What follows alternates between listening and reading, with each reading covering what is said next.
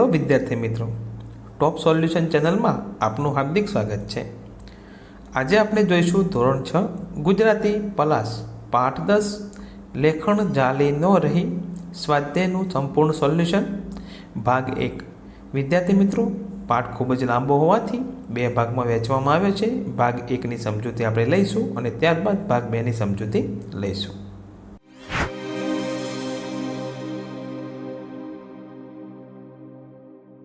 પ્રશ્ન 1, વાતચીત।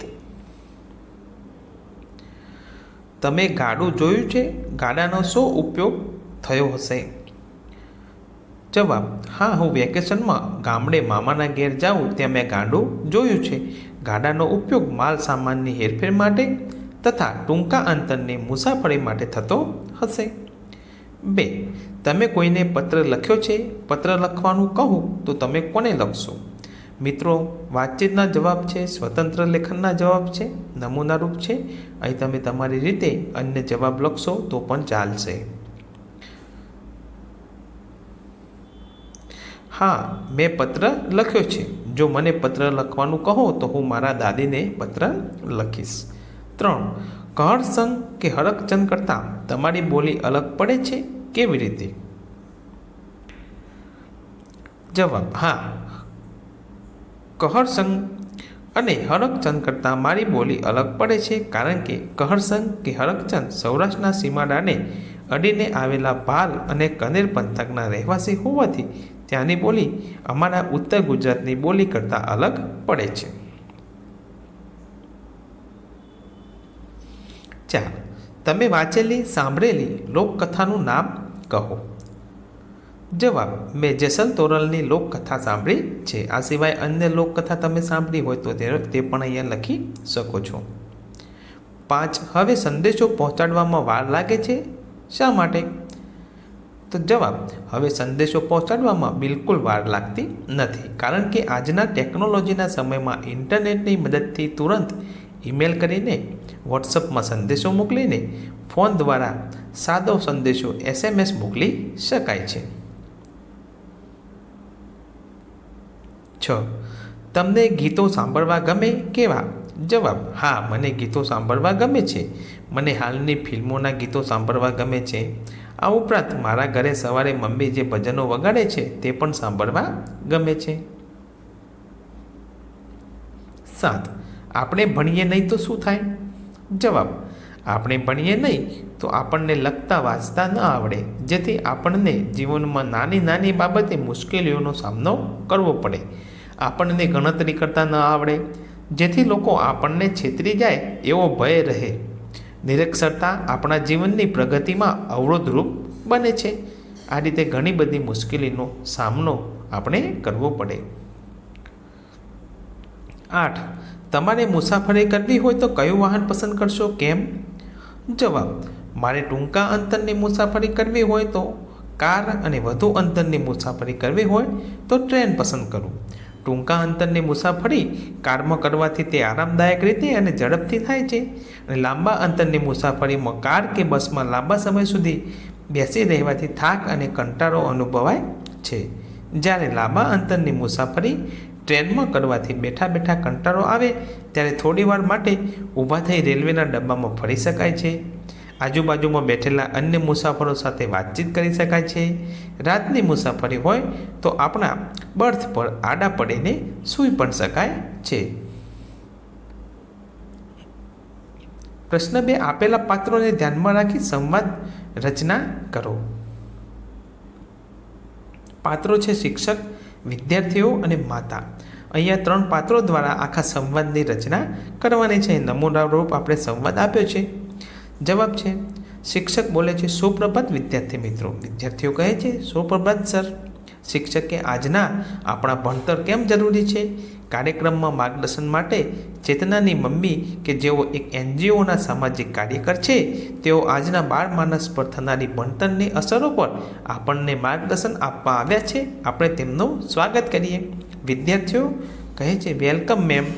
હવે ચેતનાની મમ્મી: આભાર વિદ્યાર્થી મિત્રો, આજે આપણે આ કાર્યક્રમને પ્રશ્નોત્તરી સ્વરૂપે ચલાવીશું। તમને ભણતર અંગેની જે પણ મૂંઝવણો હોય તે મને પૂછતા જાઓ, હું તમને તેના વિશે સમજાવીશ। આપણે આ કાર્યમાં શિક્ષક શ્રેણીની મદદ પણ લઈશું. વિદ્યાર્થી 1 કહે છે, આપણે ભણવું શા માટે જરૂરી છે? તો ચેતનાની મમ્મી કહે છે, ખૂબ જ સરસ પ્રશ્ન છે. આપણને લખતા વાંચતા આવડે, ગણતરી કરતા આવડે કે જેથી આપણે જીવનમાં કોઈના પર નિર્ભર ન રહેવું પડે, તે માટે ભણવું જરૂરી છે. ભણતરથી આપણા મગજનો વિકાસ થાય છે, આપણા વિચારોનો વિકાસ થાય છે. ભણતરથી તમે દુનિયા સાથે ટકી શકો છો, સાથે કદમથી કદમ મિલાવી ચાલી શકો છો. બીજો વિદ્યાર્થી કહે છે, તો પછી આપણે ફક્ત ભાષા અને ગણિત જ ભણીએ તો ન ચાલે? ચેતનાની મમ્મી કહે છે, ના, ન ચાલે. કારણ કે આપણને આસપાસના પર્યાવરણની, પ્રદેશોની માહિતી હોવી જરૂરી છે. વિજ્ઞાન શીખીને આપણે તેનો રોજિંદા જીવનમાં ઉપયોગ કરી શકીએ છીએ. આમ તમને ભણવામાં આવતા દરેક વિષય જીવનના કોઈને કોઈ સ્ટેજે તમને ઉપયોગી થવાના જ છે. વિદ્યાર્થી 3, ત્રીજો વિદ્યાર્થી કહે છે, પરીક્ષામાં સારા ગુણ આવવાને જીવનમાં સફળ થવા સાથે કોઈ સંબંધ છે? ચેતનાની મમ્મી કહે છે, ના, બિલકુલ નથી. પરીક્ષા સમયે માત્ર ગોખીને સારા ગુણ લાવવા કરતાં તમને શીખવવામાં આવતા વિષયો સમજીને, ન સમજાય ત્યાં શિક્ષકની મદદ લઈને તૈયારી કરવી જોઈએ. જેથી ભલે હાલ પરીક્ષામાં ઓછા ગુણ આવે, પણ જીવનમાં જ્યારે પણ તમને તે જ્ઞાનના ઉપયોગની જરૂર હોય ત્યારે તે ઉપયોગી થાય, શિક્ષક કહે છે. અને હા, વિદ્યાર્થીઓને ભણતરની સાથે ગણતર અને સંસ્કાર પણ જરૂરી છે, તે વિશે પણ સમજાવશો. ચેતનાની મમ્મી બોલે છે, સર, આપની વાત ખૂબ જ સરસ છે. મારે વિદ્યાર્થીઓને આ વિષયમાં તો ચોક્કસ સમજાવવા જ જોઈએ. હું વિદ્યાર્થી મિત્રોને તેમની ભાષામાં જ આ વાત સમજાવું. ભણતર એટલે થિયરી અને ગણતર એટલે પ્રેક્ટિકલ. આપણે શીખેલા જ્ઞાનનો જીવનમાં આવતા પ્રશ્નો, મૂંઝવણોનો ઉકેલ મેળવવા ઉપયોગ કરીએ તેનું જ નામ ગણતર. આપણે જીવનમાં સફળતા મેળવવા શીખેલા જ્ઞાનનો ઉપયોગ કરતાં પણ આવડવું જોઈએ. અને હા, સંસ્કારો તો આપણા સૌમાં હોવા જ જોઈએ. આપણે ભણતરમાં સૌથી આગળ હોઈએ પણ સંસ્કારોમાં પાછળ હોઈએ તો આપણી પ્રગતિ થતી નથી. વિદ્યાર્થી મિત્રો, આજે મારે વિકલાંગ બાળકોની એક સંસ્થામાં સેવા આપવા જવાનો સમય થઈ ગયો હોવાથી હું આપણી આજની ચર્ચાને અહીં જ વિરામ આપું છું. હું આપ સૌને પ્રોમિસ આપું છું કે સમયની અનુકૂળતા કરીને, શિક્ષકશ્રી સાથે ગોઠવણ કરીને તમને સૌને આ વિષયમાં વધુ માહિતી આપીશ. વિદ્યાર્થીઓ બોલે છે, અમારું માર્ગદર્શન કરવા બદલ આપનો ખૂબ ખૂબ આભાર. શિક્ષક બોલે છે, આપના માર્ગદર્શન બદલ આપનો આભાર. હું આશા રાખું છું કે આજની આપની શીખ વિદ્યાર્થીઓને જીવનોપયોગી સાબિત થશે. 3 પ્રશ્નોના ઉત્તર લખો. 1. હરકચંદ શેઠે કારોત્રી ન લખી આપી હોત તો શું થાત? જવાબ: હરકચંદ શેઠે કારોત્રી ન લખી આપી હોત તો કહરસંઘને તેના બાપુના મૃત્યુના સમાચાર તેના કુટુંબીજનોને પહોંચાડવાનું ઘણું મુશ્કેલ સાબિત થાત. કારણ કે તેમના ગામમાં હરકચંદ શેઠ સિવાય બધા માણસો અંગૂઠાછાપ હતા, એટલે કે અભણ હતા, નિરક્ષર હતા. પ્રશ્ન 2. કહરસંઘે બાચકું લેવાની શા માટે ના પાડી હશે? જવાબ: કહરસંઘે કોક દિવસ શેઠ હરકચંદની હાટડીએ ઉધાર લેવા જતા ત્યારે શેઠ એને હાટડીએથી હેઠે ઉતારી દેતા. આથી જ્યારે શેઠ 2 મણનું કપાસિયાનું બાચકું મૂકવા ગયા ત્યારે શેઠને રજરાવવાનો વિચાર કરીને બળદ ઝાલ્યા રહેતા નથી એમ કહીને હરકસંઘે બાચકું લેવાની ના પાડી હશે. 3. ચરબી કાઢવી એટલે શું? જવાબ: ચરબી કાઢવી એટલે મદથી બીજાને હેરાન કરવું. 4. કહરસંઘની જેમ તમારે ક્યારેય શરમાવું પડ્યું છે? શા માટે? જવાબ: હા, મારે કહરસંઘની જેમ એકવાર શરમાવું પડ્યું છે. હું અને મારો મિત્ર રોહન એક જ નિશાળમાં ભણીએ છીએ. એકવાર તે બીમાર હોવાથી અઠવાડિયા સુધી શાળામાં આવી શક્યો ન હતો. તેથી તેને ઘણું બધું ગૃહકાર્ય બાકી રહી ગયું હતું. તેને મારી નોટબુક માગી, પરંતુ મેં બહાના કરીને 2 દિવસ સુધી આપી નહીં. તેણે બીજા મિત્રની નોટબુક લઈને ગૃહકાર્ય પૂરું કર્યું. ત્યારબાદ 2 દિવસ માટે મારે બહાર ગામ જવાનું થયું. તેથી મેં મારું ગૃહકાર્ય પૂરું કરવા રોહનની પાસે નોટબુક માગી. રોહને મને તરત જ આપી દીધી. મેં ગૃહકાર્ય પૂરું કર્યું. ત્યારબાદ વાર્ષિક પરીક્ષા આવી અને પરીક્ષામાં મેં સારા પેપર લખ્યા. મારે 90% આવે તેમ હતા અને 84% આવ્યા. પછી મેં અને મારા પપ્પાએ શાળામાં જઈને પેપર જોયું તો રોહનની બુકમાંથી લખેલા બધા જ પ્રશ્નો ખોટા હતા. ત્યારબાદ રોહનને પૂછતા તેને કબૂલ્યું કે બદલો લેવા માટે તેને તમામ પ્રશ્નો ખોટા લખાવ્યા હતા અને તેના કારણે મેં તે પ્રશ્નો પરીક્ષામાં લખતા ઓછા ટકા આવ્યા. ત્યારબાદ રોહનને ક્યારેય કોઈને ખોટા પ્રશ્નો લખાવવા ન જોઈએ તે માટે સમજાવ્યો અને શિખામણ આપી.